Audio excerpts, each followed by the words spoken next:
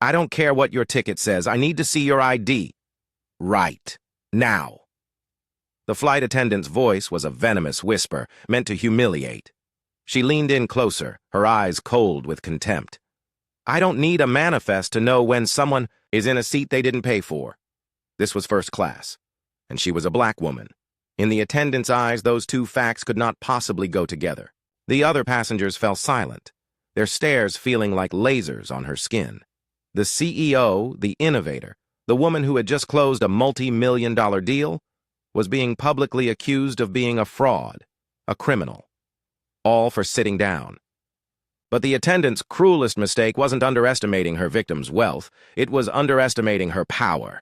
She thought this was just another passenger she could bully and intimidate. She had no idea who she was truly messing with. Her career, her reputation, and her entire life were about to unravel before the plane even touched the ground. This is the story of a public humiliation and the epic downfall that followed seconds later. Maya Thorne did not just enter a room, she claimed it. At 28, she was the founder and CEO of a brilliant tech startup. Her company was named Ether Innovations. It was born from a late night in her dorm room and a mountain of student debt. Now it has promised to change the world of clean energy. She was not just successful, she was a pioneer. But after a long week of high stakes, meetings, the pioneer was tired. All Maya wanted now was to disappear. The town car ride was quiet. The soft leather seat hugged her. She was headed to the international terminal. Her most important possession was in her carry-on bag. Her laptop. It held the data that would secure her company's future. She looked at her phone. A stream of happy messages from her all-female team glowed on the screen. A small smile touched her lips. They had really done it. They had beaten every statistic ever thrown at them. They were young women of color in the tech industry, and they were winning. Her success was her shield. She had built it herself. She remembered the female professor who said her dreams were too big. The female investors who called her aggressive, not ambitious. Every challenge made her stronger. She learned to walk into rooms built for others. She stood tall. She spoke clearly. She believed her work could silence any doubt. But a lifetime of achievement is a fragile shield against a moment of blind prejudice, a lesson she was about to learn the hard way. The first-class check-in was quick. A woman with a warm smile took her suitcase. She handed Maya a boarding pass for seat 1A. She wished her a good flight. The business lounge was calm. Maya found a quiet corner. She drank a cold glass of water. For the first time all week, she breathed deeply. She was almost home. Almost to her own bed, almost to celebrating with her team. The woman who knew the real her, not just the boss she had to be. The calm was an illusion. A woman's voice called for first-class boarding. It was a sound that usually meant relief. For Maya, it was the first step into a storm. She was one of the first to walk onto the plane. The difference between the cabins was always clear. First class was a world of its own. Soft lights, spacious seats, a quiet promise of peace. A senior flight attendant stood at the door. Her name was Janet Peterson. She had sharp blonde hair cut in a bob. Her smile was a thin, professional line. It never touched her cold eyes. Maya found her seat. It was the best one on the plane. A private window pod. She put her bag away. She sank into the deep, comfortable chair. A soft sigh escaped her. The stress began to melt away. She closed her eyes. She could still feel the thrill of her successful pitch. The victory was sweet. She felt like she was on top of the world. She never saw the other woman's stare. She never felt the judgment from across the cabin. Maya did not notice the flight attendant's look. She did not see the woman's eyes scan her. They judged her comfortable clothes. They judged her natural hair. In Janet Peterson's world, a world of order and rules. A woman who looked like Maya did not fit in first class. The decision was made. In a heartbeat. This was an error. Or it was a problem. Maya was completely unaware. She put on her headphones. Sweet music blocked the world out. Her mind was already home. She was laughing with her friends. She felt the giant plane's engines vibrate to life. She heard the main door seal shut with a heavy hiss. They were locked in, a metal capsule flying high above the earth. That hiss was the sound of a cage locking, and the woman who held the key was the one hired to protect her. A Midsummer Night's Dream by William Shakespeare playfully explores themes of love, marriage, and the unrealistic expectations surrounding them. This essay will argue that the play portrays marriage as both limiting and difficult for women, yet ultimately worthwhile despite its challenges. Consistent with its origins in a court marriage, this drama speaks throughout to a sophisticated, Renaissance philosophy of the nature of love in both its rational and irrational forms. This is illustrated by the fact that a significant disparity existed in the expectations placed on men and women. Hermia embodies this struggle as she defies her father, Aegeus's, wishes to marry Demetrius, showcasing her desire for autonomy and true love rather than merely fulfilling her duty to society. Conversely, men are generally afforded a broader range of achievements and aspirations. They are encouraged to pursue careers, adventures, and personal accomplishments that can lead to social recognition. Demetrius, for instance, initially pursues Hermia out of a sense of entitlement, thinking he can claim her because that is what society expects of her. Another example is the marriage of Theseus and Hippolyta. Their relationship is rooted in conquest and power dynamics, which reflect the expectations of a hierarchical society. Theseus, as the Duke of Athens, represents a figure signifying his authority, and his marriage to a conquered queen, Hippolyta, suggests that marriage can also be about control and possession rather than something much purer. The gentle hum of the aircraft was a lullaby. Maya felt her body finally begin to relax into the spacious seat.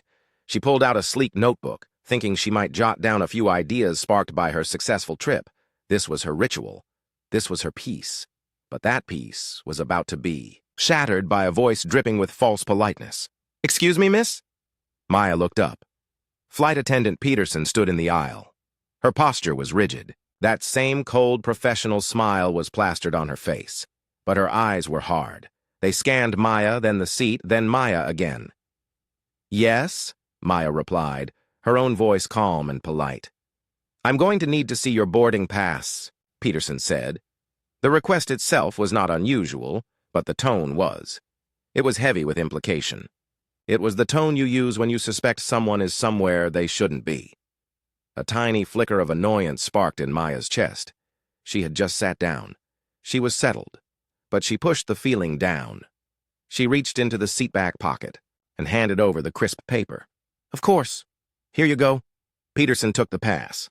She studied it with an intensity usually reserved for authenticating priceless art. She looked at the seat number. She looked at Maya. She looked back at the pass. The silence stretched out, becoming thick and uncomfortable. The next words out of the woman's mouth were not an apology. They were an accusation disguised as a question. "And you're certain this is your assigned seat?" Peterson asked, her voice dropping slightly, ensuring the conversation remained semi-private, yet loud enough for the nearby pod to overhear. The question landed like a physical blow. Maya felt the air leave her lungs for a second.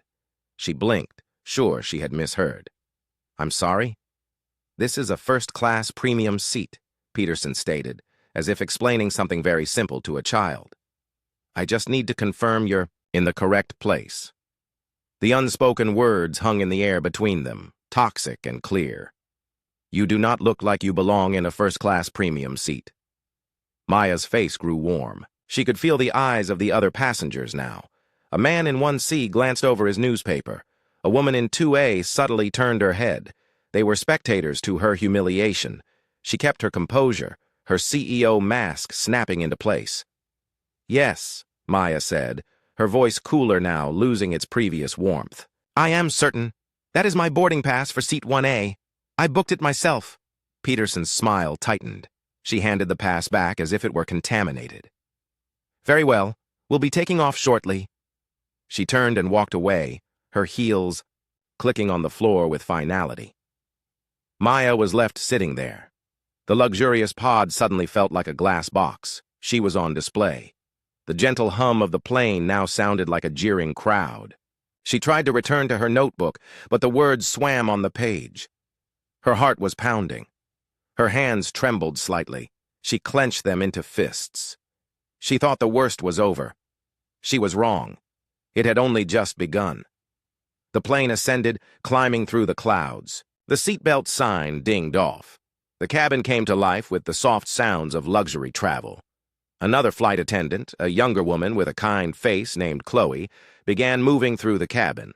She stopped at Maya's seat with a genuine smile. "Welcome, aboard. May I offer you a pre-meal drink? Champagne, perhaps? Orange juice?" Her demeanor was night and day compared to Peterson's. Maya felt herself relax a fraction. "Champagne would be lovely, thank you." "Absolutely," Chloe said, her smile warm. She moved away gracefully. Maya watched her go, feeling a small sense of normality return. Maybe it was just a misunderstanding.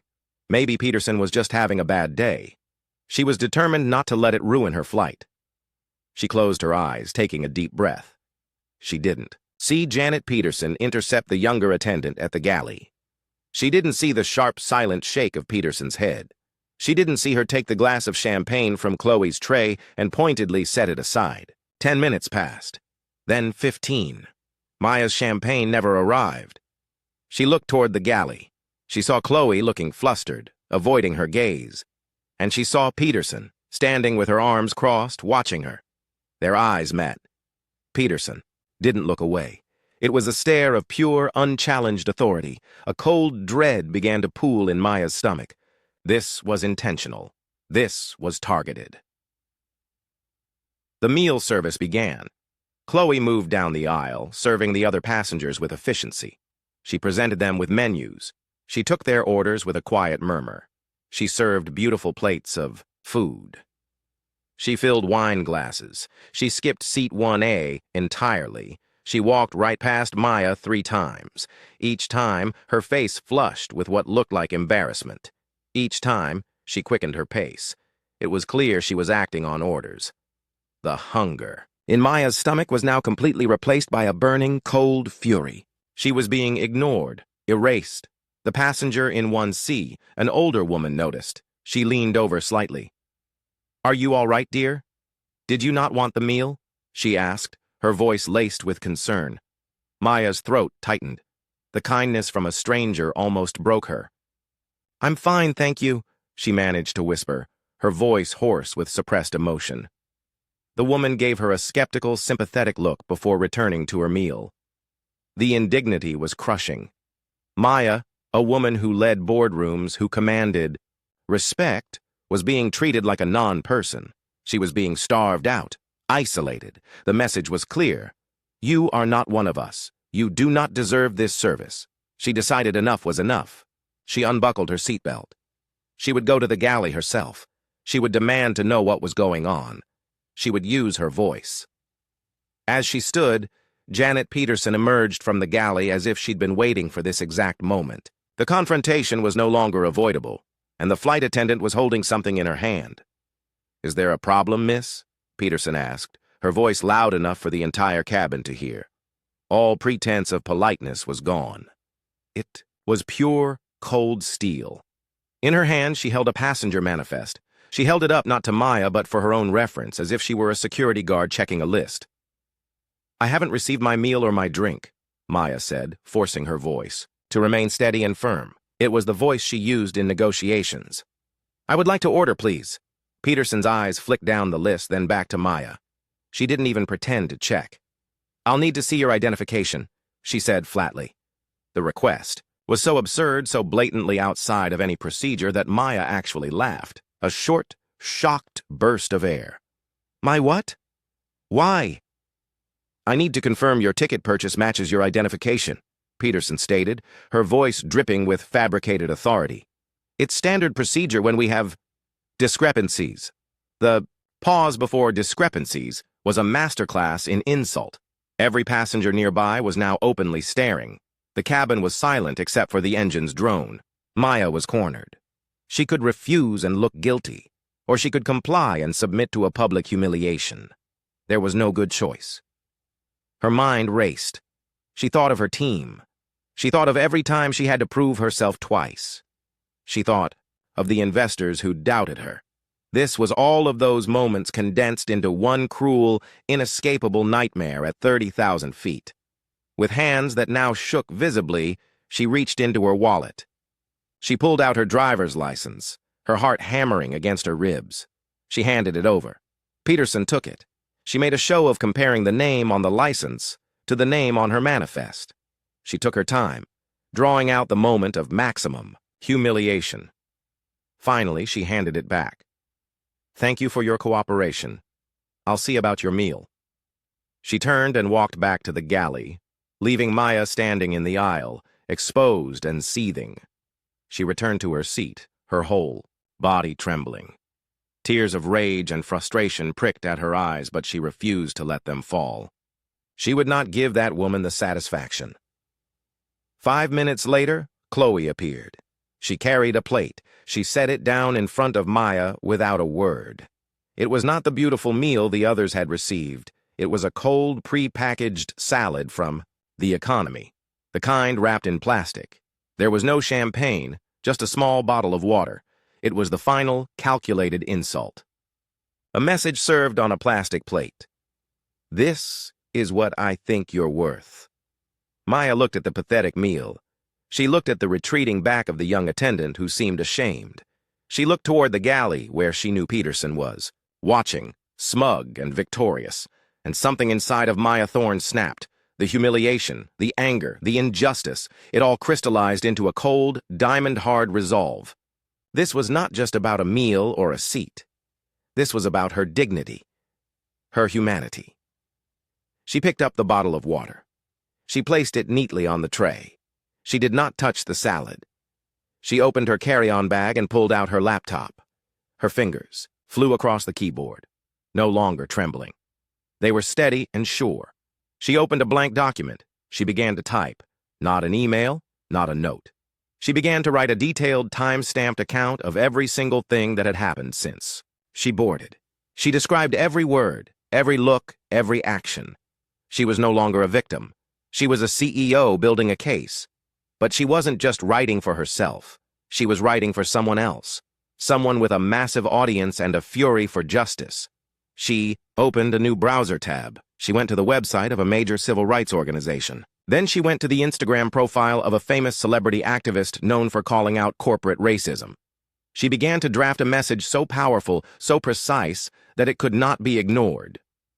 The plane sailed smoothly through the air, but a storm was brewing inside seat 1A, a storm that was about to make landfall. Janet Peterson thought she had won.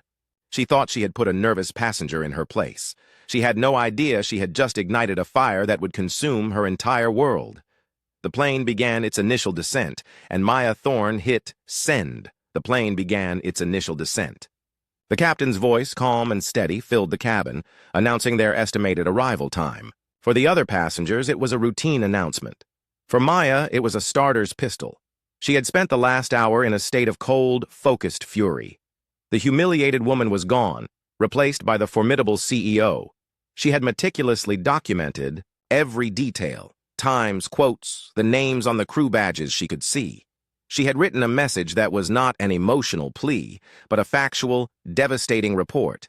It was a weapon. She had one shot, and she was aiming it at the most powerful person she could think of. She opened her Instagram and went to the profile of Evelyn Shaw. Evelyn was a media titan, a billionaire entrepreneur, and a vocal advocate for women of color in business. Her platform was massive, and her disdain for corporate injustice was legendary. Maya had met her once at a summit. She was a long shot, but she was the only shot that felt right. Her fingers flew across the keyboard, drafting a direct message. The subject line was simple. Urgent. Racial discrimination incident on Flight 227. She attached her detailed timeline.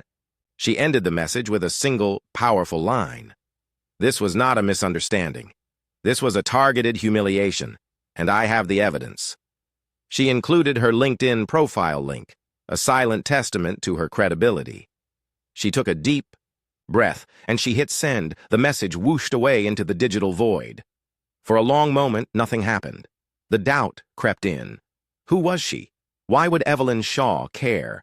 The weight of the entire awful experience threatened to crush her again. Then, her phone vibrated, not with a notification, with an incoming video call. The caller ID made her heart stop. It was Evelyn Shaw. personally, right now.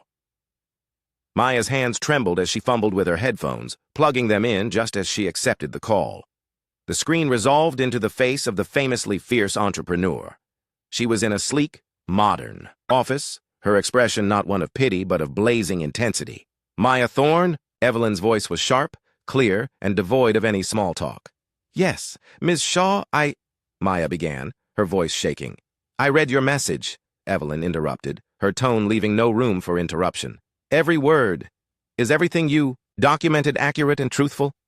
Tell me right now." "It is. Every single detail. I swear it." "Good. Are you still on that plane?" "We're about 10 minutes from the gate." Evelyn Shaw's eyes narrowed. It was the look of a general assessing a battlefield. "Listen to me very carefully. Do not get off that plane." Maya's breath caught in her throat. "What?" "You heard me. Do not move. You stay in that seat. You are about to become the most important person on that aircraft. I am calling the CEO of the airline right now. His personal number is on my desk. This ends today, on your terms."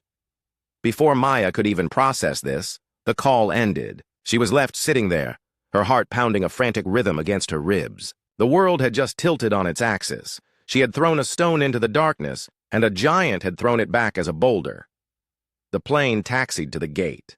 The familiar symphony of dings and seatbelt unbuckling filled the cabin. People stood, stretching and grabbing their bags from the overhead bins. Janet Peterson was at the door, her smile back in place, ready to wish the privileged passengers a fond farewell. Her eyes scanned the cabin, and for a brief second, they locked with Maya's. They held a flicker of triumphant finality. "It's over," they seemed to say. "I won." Maya didn't move. She sat perfectly still in seat 1A, a statue of resolve. The stream of passengers began to file out. The man in 1C gave her a curious look. The kind woman from earlier paused. "Dear, aren't you getting off?" she asked. "Not yet," Maya said, her voice surprisingly steady. Peterson's smile began to falter as the cabin emptied. Her eyes kept darting back to the lone woman still seated in the premier pod. Annoyance replaced triumph. This was a final, petty act of defiance, and she would not tolerate it. She marched down the aisle, her heels striking the floor like gunshots. "Miss, you need to disembark." "Immediately," she said, her voice losing all pretense of courtesy. "I'm waiting," Maya replied, not looking at her, her gaze fixed on the airport terminal through the window. "Waiting for what?" "The entire aircraft needs to be cleaned. You are holding up this process. Now, get up." Peterson's hand gestured sharply. A command. That's when they appeared. 4 figures, moving with purpose down the jet bridge. They were not the ground crew. 2 men were in sharp, expensive suits. One was a woman in a crisp airline executive's uniform, her face pale and stern. And leading them was the captain of the flight herself, her cap under her arm, her expression unreadable. They stepped onto the plane, their presence sucking all the sound from the cabin. The cleaning crew waiting at the back froze. Peterson's head snapped toward the door, her professional mask melting into pure, unadulterated confusion. The woman in the executive uniform stepped forward. Her eyes scanned the near-empty cabin and landed on Maya. She offered a small, grave nod. Then she turned to Janet Peterson. "Flight Attendant Peterson?" the executive said, her voice cold and formal. "Yes? Ms. Gable? What is this?" Peterson stammered, her confidence evaporating. "Please come with us." It was not a request. It was an order. The 2 men in suits flanked her. The captain looked at the ground, her jaw tight. The scene was surreal, a silent, brutal procession. "What is the meaning of this? On what grounds?"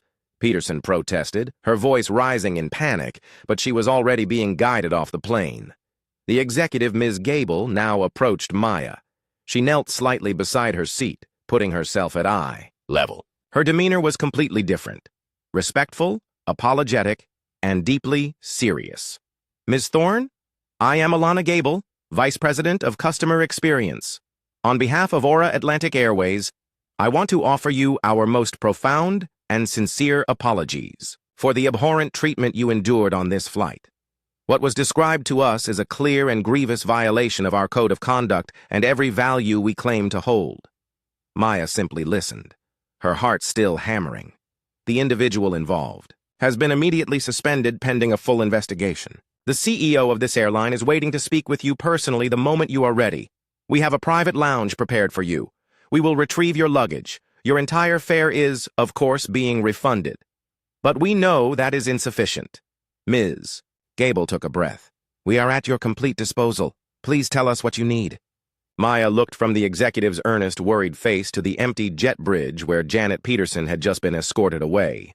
The silence she had been forced to endure was now broken by the sound of absolute accountability. The humiliation had been public. So would the reckoning. She had been asked what she needed. She knew exactly what it was. And it was so much bigger than a refund. Maya Thorne did not simply exit the aircraft. She walked out surrounded by a phalanx of the airline's most senior executives. The scene on the jet bridge was surreal. Ground crew and waiting passengers stared as the young black woman was escorted with a level of deference usually reserved for heads of state. The vice president, Alana Gable, did not leave her side. They ushered her into a private lounge far removed from the bustling terminal. Inside, the CEO of Aura Atlantic Airways was indeed waiting, his face a mask of grim apology. The conversation that followed was not a negotiation, it was a capitulation. Maya listened. She let them outline their comprehensive plan: sensitivity training for all staff, a public apology, a substantial donation to organizations fighting racial inequality, and the permanent termination of Janet Peterson. Maya finally spoke. Her voice was quiet, but carried the weight of the entire experience. This isn't just about one bad employee. It's about a culture that allows someone like her to think her actions are acceptable. Your response cannot be a single transaction to make me go away. It must be systemic, and I will be watching. She declined their offer of a luxury hotel stay and a first-class ticket home. She called her own car. She needed to leave on her own terms. The true impact of that flight did not hit her in the boardroom with the executives. It hit her in the deafening silence of her own home. For days, she was numb. The high of her business victory was completely erased by the deep psychological bruise of the humiliation. She replayed every second in her mind, the look in Peterson's eyes, the feeling of every passenger's gaze upon her, the cold plastic of the economy meal tray. She had faced professional challenges, but this was different. This was an attack on her very right to exist in a space she had earned. Then, her phone began to explode. Evelyn Shaw had been true to her word. She hadn't just called the CEO. She had, with Maya's permission, shared the meticulously documented story on her own vast platforms. She didn't just tell it. She framed it as a symptom of a pervasive disease. The headline was everywhere. The CEO in Seat 1A, when your accomplishments are no match for their prejudice. The story went supernova. It wasn't just a viral moment, it was a catalyst. Major news outlets picked it up. Other black executives, celebrities, and everyday people began sharing their own Seat 1A stories, times they were followed in stores, questioned in their own buildings, dismissed in meetings, or profiled while driving their own expensive cars. Maya's name became a hashtag, but not just for sympathy, for solidarity, for a long overdue conversation. Aura Atlantic's stock price dipped. Their public apology was scrutinized letter by letter. Janet Peterson, it was revealed, had a history of customer complaints that had been ignored because she was good with the elite passengers.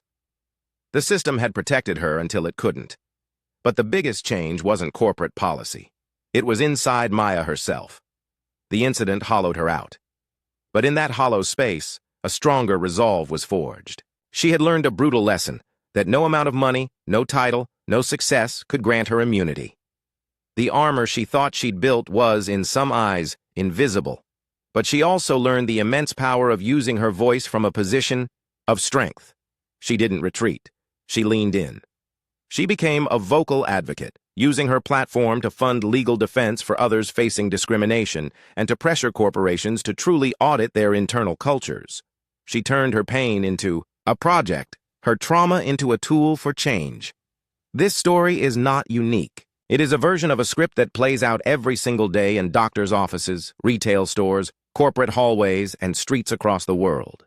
The names and settings change, but the narrative of prejudice remains painfully the same. It's the exhausting, soul-crushing reality for millions who are forced to constantly prove their right to simply be. Maya's story had a happy ending because of her unique resources and a viral stroke of luck. But for every Maya, there are thousands whose stories are never heard, whose humiliation is swallowed in silence, who have no CEO on speed dial, and whose trauma is born alone. So we are left with the haunting question that hangs in the air long after this story ends. How many Janet Petersons are still out there, empowered by silence and protected by systems designed to look the other way? And more importantly, what are we going to do about it? The next time you witness a moment of subtle prejudice, a microaggression, a look of dismissal, will you be a bystander, or will you find the courage to speak up? Because change doesn't just happen when a CEO gets humiliated. It happens when every single one of us decides that the silence is too heavy a price to pay. The world is full of people in the wrong seat, according to someone else's manifest. It's time we tear that manifest up. For good.